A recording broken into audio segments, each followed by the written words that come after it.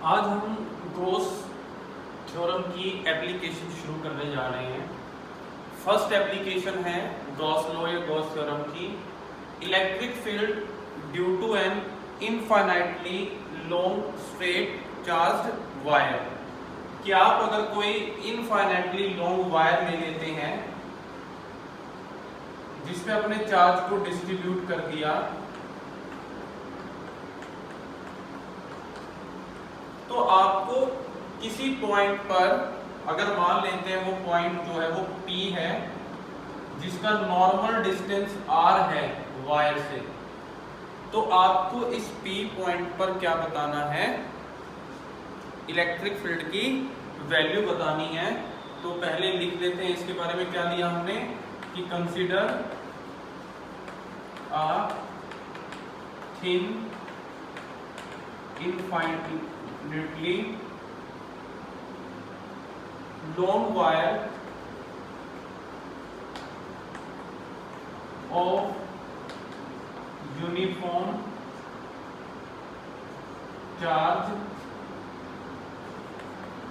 density lambda। मान लेते हैं जो चार्ज डेंसिटी है वो कितनी है, लैम्डा है, यूनिफॉर्मली डिस्ट्रीब्यूट किया गया है, ये गिवन है हमें। और फिर हमने क्या मान लिया, P is a point, let P is the point at normal distance R from wire. ये चीज है हमारे पास अभी। अब गॉस थ्योरम की एप्लीकेशन है तो सबसे पहला जो कंसेप्ट यहाँ पर आता है वो क्या, कि सरफेस ओपन है, लेकिन हम तो गॉस थ्योरम वहां अप्लाई कर सकते हैं जहां सरफेस कैसा होता है, क्लोज होता है। तो आपको एक क्लोज सरफेस लेना है। आपको कैसे पता लगेगा कि जो सरफेस है वो कौन सा लिया जाएगा। क्लोज सरफेस में आप स्फीयर लोगे या कोई और लोगे, ये आपको कैसे पता लगेगा। तो देखो कुछ कंडीशंस होती हैं जो आपको माइंड में क्लियर होनी चाहिए। जो भी आप सरफेस यहाँ पर कंसिडर करोगे उसमें दो चीजों का आपको ध्यान रखना है कि एक तो उस सरफेस के हर पॉइंट पे इलेक्ट्रिक फील्ड की वैल्यू सेम होनी चाहिए। क्लियर ये बात आपको। दूसरा क्या कंडीशन है कि angle between electric field and area vector is always remains same. Angle भी दोनों के बीच में क्या होना चाहिए, सेम होना चाहिए। दोबारा सुन लीजिए दोनों कंडीशन। पहली तो जो भी सरफेस आप लोगे उस पे इलेक्ट्रिक फील्ड की वैल्यू हर पॉइंट पे सेम होनी चाहिए। दूसरी, इलेक्ट्रिक फील्ड और एरिया वेक्टर के बीच में एंगल क्या होना चाहिए, सेम होना चाहिए। अगर ये दोनों कंडीशंस आपकी पूरी हो रही हैं तो फिर तो आप उस सरफेस को क्या ले सकते हो, एज अ गॉसियन सरफेस ले सकते हो। फॉर एग्जाम्पल मान लेते हैं मैं यहाँ पर एक स्फीयर ले लेता हूँ जिसकी रेडियस R ही है और पॉइंट P उस पे लाई करता है। तो मान लो ये आ गया वो सरफेस, ठीक है। देखिए ये है पॉजिटिव चार्ज, यूनिफॉर्मली डिस्ट्रीब्यूटेड है, तो डायरेक्शन जो होंगी इलेक्ट्रिक फील्ड की वो ऐसे होंगी।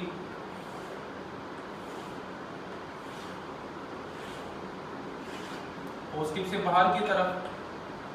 अब आपको जो कंडीशन बताई मैंने उस कंडीशंस को अप्लाई करके देखें।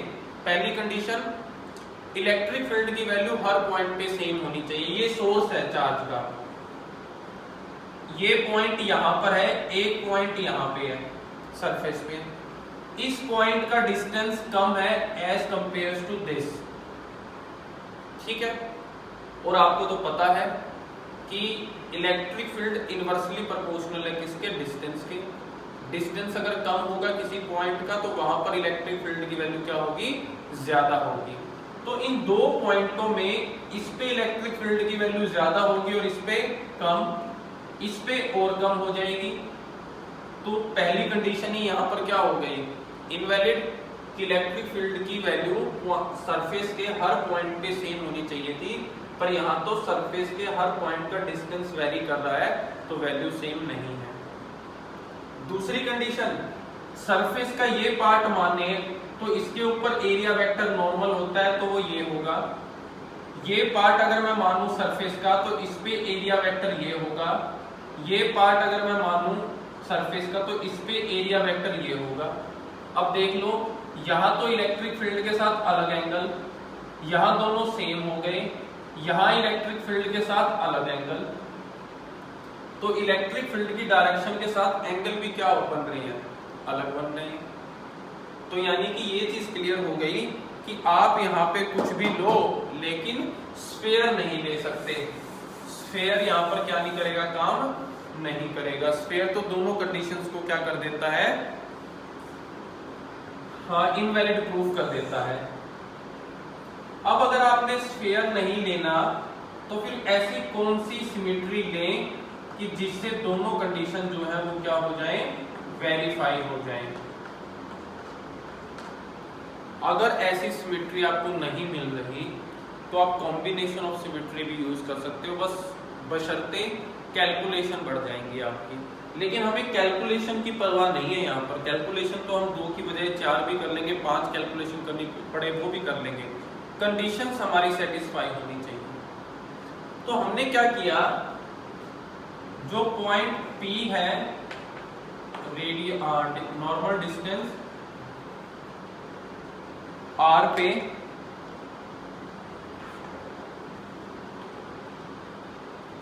अब हम एक सिलेंडर कंसीडर करके देख लेते हैं कि क्या सिलेंडर लिया हमने तो क्या सिलेंडर पे हमारी कंडीशंस जो है वो वेरीफाई हो रही हैं। तो नॉर्मली पहले मैं एक बार वैसे ड्रॉ कर देता हूं, समझ लेते हैं, फिर दोबारा उसको फेयर में ड्रॉ कर लेंगे। आपने एक सिलेंडर लिया कुछ ऐसे,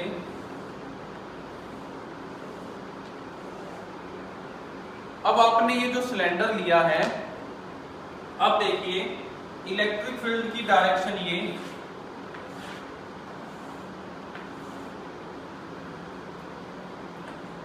सिलेंडर पे का जो एक्सिस है वो हमने ले लिया वायर के ऊपर।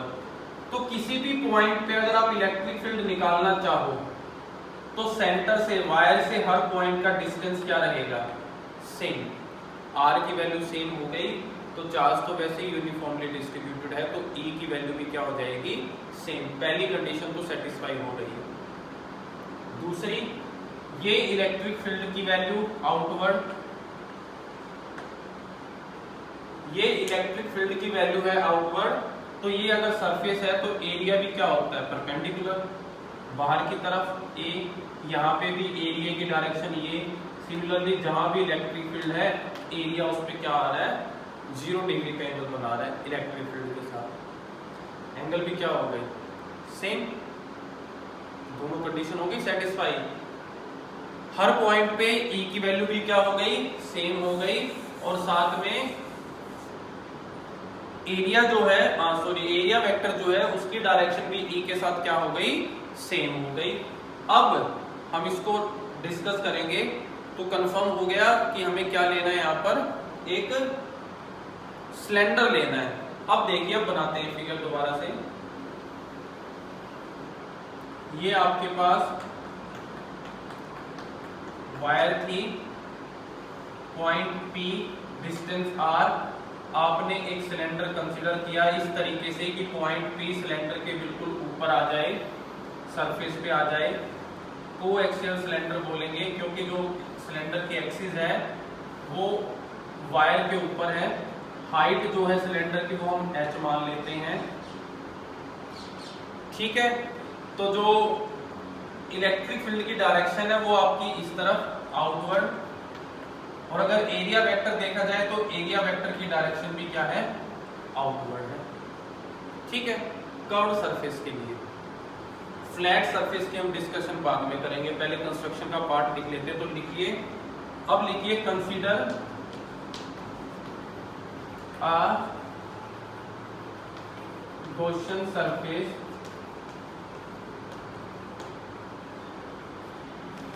in the shape of coaxial cylinder with radius r so that P is on the surface। अब इलेक्ट्रिक फील्ड सरफेस पे कैसे है, नॉर्मल है, तो आप लिखोगे E is normal to curved surface and theta between E and A at every point is 0। Her point पे theta क्या हो जाएगा, 0 हो जाएगा। देख लिया आपने। एप्लीकेशन जो हम करेंगे गोस थ्योरम की वो 4 स्टेप्स में होगी। अगर आपको स्टेप याद आ गए तो आप पूरा आर्टिकल कंप्लीटली कर सकते हो। पहला स्टेप था ये जो हमने अब तक किया कि गिवन कंडीशन पर एक गॉसियन सरफेस कंसिडर करना जहां पर E की वैल्यू सेम हो हर पॉइंट पे और थीटा भी क्या रहे, सेम रहे, चाहे 0 हो चाहे कुछ भी हो, बस सेम होना चाहिए। तो ये पहला पॉइंट था जो हमने अब तक किया। अब सेकंड पॉइंट, जब सेकंड स्टेप पे चलेंगे हम, तो सेकंड स्टेप होता है एप्लीकेशन में टोटल फ्लक्स निकालना। तो अब देखिए total flux, now total flux किसके equal, close integral of E dot ds का वेक्टर। अब इस क्लोज जो सरफेस है आपका, इसका हमें टोटल फ्लक्स निकालना। अब देखिए, अब हम सरफेस के पार्ट्स देखेंगे।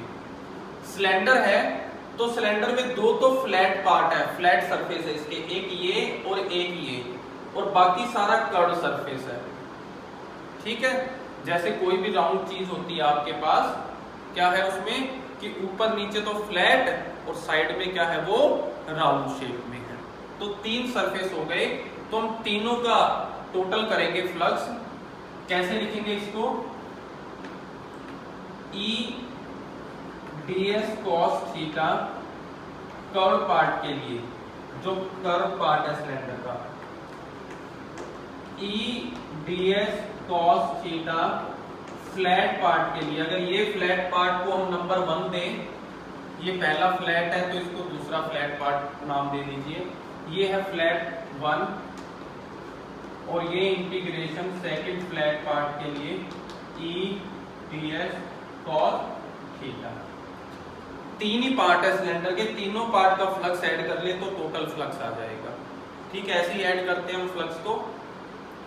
अब तीनों में थीटा जो है वो एंगल है between area vector and electric field, और उसकी वैल्यू निकालनी है। कर्व के लिए देखिए, कर्व के लिए आपको पता है सरफेस पे कोई भी पॉइंट आप लेते हो तो एरिया भी उस पे परपेंडिकुलर होता है। परपेंडिकुलर लेने पे एरिया वेक्टर और ई वेक्टर सेम डायरेक्शन में आ रहे हैं, सेम डायरेक्शन में है, तो उनके बीच में एंगल कितना हो गया, 0। तो क्या हो जाएगा यहीं पे E ds cos 0 की वैल्यू 1, तो हमने इसको छोड़ दिया ऐसे। फ्लैट सरफेस है ये। इस सरफेस पे अगर आप कोई सरफेस पे कोई आप पार्ट कंसीडर करते हैं, सरफेस कंसीडर करते हैं, तो जो एरिया वेक्टर है वो सरफेस पे परपेंडिकुलर होता है, तो उसकी डायरेक्शन कैसी होगी, उसकी डायरेक्शन तो ऐसे होगी ऊपर की तरफ। पर इलेक्ट्रिक फील्ड की डायरेक्शन तो ये है और एरिया वेक्टर ये है, तो दोनों के बीच में एंगल कैसा हो गया, 90 का। तो सेकंड फ्लैट सरफेस पे, फर्स्ट फ्लैट सरफेस पे cos 90 पुट करोगे तो cos 90 की वैल्यू 0 और ये सारा क्या हो जाएगा, 0 हो जाएगा। थर्ड देखिए, ये फ्लैट सरफेस, इलेक्ट्रिक फील्ड की डायरेक्शन तो ये, और इस फ्लैट सरफेस पे परपेंडिकुलर ये, चाहे ऊपर लो चाहे नीचे लो, डायरेक्शन तो दोनों केसेस में E के साथ क्या बन रही है, 90 डिग्री बन रही है। तो यहाँ पे भी एंगल क्या, 90 का, पुट करोगे तो ये भी क्या हो जाएगा, 0 हो जाएगा। तो सिर्फ टोटल फ्लक्स किसके इक्वल आया, जो कर्व सरफेस का था। अब E की वैल्यू तो हर जगह सेम, E तो कांस्टेंट हो गया, बाहर निकाल लो।